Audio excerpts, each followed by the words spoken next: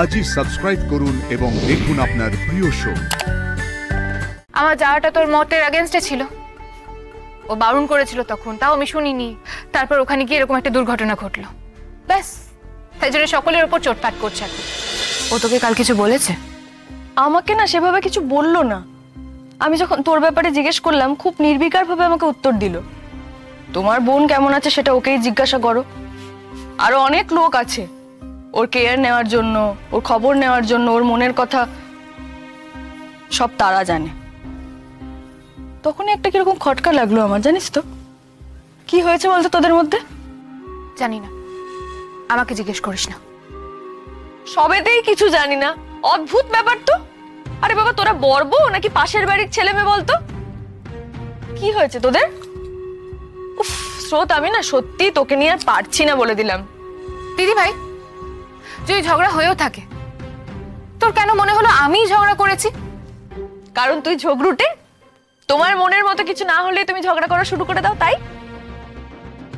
দিদি ভাইকে সার্থকের কথাগুলো বললে অকারণ দুশ্চিন্তা করবে। কি হলো, চুপ করে গেলে কেন বন্টি? নিজেই কিছু একটা পাকিয়েছো তাই তো? ঝঞ্ঝাট পাকিয়েছো আবার? না, আমি কিছু করিনি। ওর ইচ্ছের বিরুদ্ধে কিছু হলেই তোর মুখটা গোমরা হয়েছে। আমার যাওয়াটা তোর মতের এগেইনস্টে ছিল, ও বারণ করেছিল তখন, তাও আমি শুনিনি। বাপিও আমার সঙ্গ দিয়েছে। তারপর ওখানে গিয়ে এরকম একটা দুর্ঘটনা ঘটলো, ব্যাস তাই জন্য সকলের ওপর চোটপাট করছে এখন। স্বাভাবিক। খবরটা শুনে ওর মনের অবস্থা কি হয়েছিল ভেবে দেখেছিস একবার? সরি দিদি ভাই, সার্থকের রাগের আসল কারণটা আমি তোকে বলতে পারলাম না। আবার মিসদি ভাইয়ের কথাগুলো তোকে এই মুহূর্তে বলতে পারছি না। এইসব শুনলে তুই এত টেনশন করবি যে সেটা আবার না তোর শরীরের ক্ষতি করে ফেলে। অনির্বাণদা, ইগোর লড়াই প্রতিপক্ষের সঙ্গে হয়, আর স্রোত তো আমার প্রতিপক্ষ নয়। মনোমালিন্য কিন্তু মনের মানুষের সঙ্গেই হয় সার্থক। সেটা ঝেড়ে না ফেললে, পুষে রাখলে বড় সমস্যা দেখা দেয়। এটা নিজের অভিজ্ঞতার জায়গা থেকে বলছি, ট্রাস্ট মি। না অনির্বাণদা, সেসব কিছু নয়। আসলে আমি নানা রকম কাজ নিয়ে একটু চিন্তায় আছি, তাই হয়তো এই ঘটনায় একটু বেশি রিয়্যাক্ট করে ফেলেছি। বাই দ্য ওয়ে অনির্বাণদা, আমাকে এখন বেরোতে হবে। আমি ফেরার পথে স্রোতকে তুলে নেব।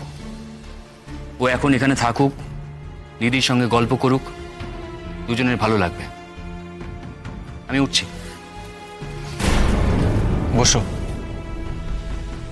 কথাটা শেষ হোক। বসো।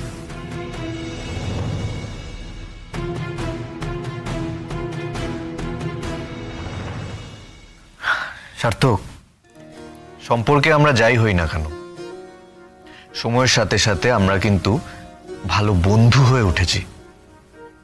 আমি তোমাকে আমার খুব ভালো বন্ধু, আমার ছোট ভাইয়ের মতো মনে করি, তাই তো যে কোনো কিছুই নির্দ্বিধায় তোমার সাথে শেয়ার করি। হ্যাঁ অবশ্যই তুমি সেই জায়গাটা তৈরি করেছো, কিন্তু আমি কি পারিনি তোমার বন্ধু হয়ে উঠতে?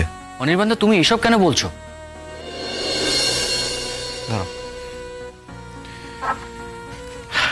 রাইকে নিয়ে কোনো দুশ্চিন্তা, আমাদের নিজেদের ব্যক্তিগত কথা, কোনো ট্রিকি ডিসিশন আমি কিন্তু তোমার সাথে ঠিক শেয়ার করি। ভেবে দেখো, তাহলে তুমি আমার সাথে শেয়ার করতে পারছো না কেন? প্রবলেমটা কোথায় হচ্ছে আমাকে বলো তো? দেখো, একটা সমস্যা হচ্ছে, সেটা তো আমি পরিষ্কার বুঝতে পারছি, তুমি অস্বীকার করতে পারো না। সেটা বললে মনটা একটু হালকা হবে। নিজেকে গুটিয়ে রাখছো কেন? বলো তো কি হয়েছে? অনির্বাণদা, স্রোত কিছু কথা আমার কাছে গোপন করছে। সেদিন ওই ঘটনাটার পর থেকে ও কিছু কথা বা কোনো ব্যক্তিকে গোপন করছে। ও কাউকে একটা গার্ড করার চেষ্টা করছে। মানে কি গোপন করছে, আর কাকে বা গার্ড করছে? অনির্বাণদা, এখন এসব কথা থাক, আমি এই নিয়ে পরে তোমাকে বলবো। এখন আমি উঠছি। পরে না, এখন এখানেই কথা হবে। বসো তুমি।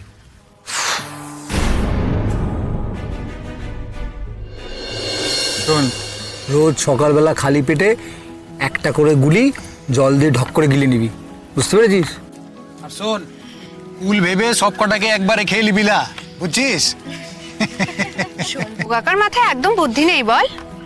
কুল আর ওষুধ কখনো এক জিনিস হলো না, ওষুধ হয় তেতো আর কুল হয় টক, ভালো খেতে।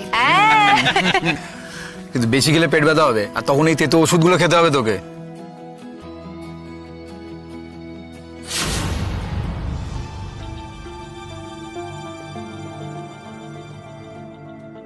যা, এসো করো।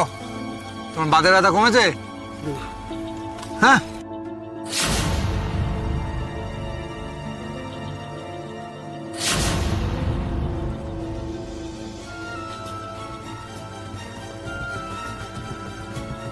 কাকা যেভাবে বলে দিচ্ছি সেভাবে ওষুধ খাবে কিন্তু, ঠিক আছে? চলো। আয় এদিকে আয়। কি খবর তোর? দেখি, এই লক্ষ্মী, বুঝো, তোকে বলেছিলাম না হাতের নখ ভালো করে কেটে নিতে? বলেছিলাম তো আগের দিন, হাতে বড় বড় নখ থাকলে কি হয় বল? অসুখ করে। নখের ময়লা খাবারের সঙ্গে পেটে গেলে ওষুধেও কাজ করবে না। হাত ভালো করে ধুয়ে খাস তো? ওর হাতে পায়ে নখগুলো না ভালো করে কেটে দেবেন। লরুন তো নাই, ও আগে দাঁত দিয়েই নিজে কেটে নিত। এই না না, একদম হাতের নখ দাঁত দিয়ে কাটা যাবে না, তাহলে তো ময়লা একেবারে মুখে চলে যাবে। তারপর ভুলভাল ভাবে নখ কাটলে রক্ত পড়বে, ইনফেকশন হয়ে যেতে পারে, তারপর তাতে আবার ধুলোবালি লাগলে। না না, একদম না, হাতের নখ একদম দাঁত দিয়ে কাটবে না, বুঝলে?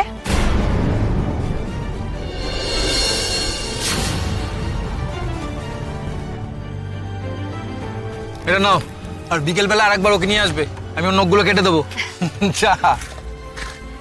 কমান্ডার, মুদিকে ডেরাটো পাল্টানো লাগবে এক্ষুনি। এখান থেকে মুদিকের পাত্তারি গুটাইতে হবে। কি হয়েছে বলবি? এই জল দে, জল দে ওকে, জল দে। না না কমান্ডার, জল খাবার সময় তো লাই, মু সোজা হাটের থেকে আসছি। বাগুয়া সংকেত দিচ্ছে মুদিকের পিছে নাকি ঠেউ লেগেছে। এই দেখো দেখো দেখো কি লেখাটো আছে, দেখো।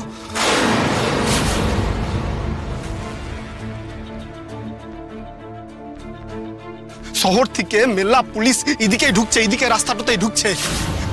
কে নাকি ওদেরকে খবর দিচ্ছে যে ও ক্যাম্পে নাকি মুদিকের দলটাই ছিল।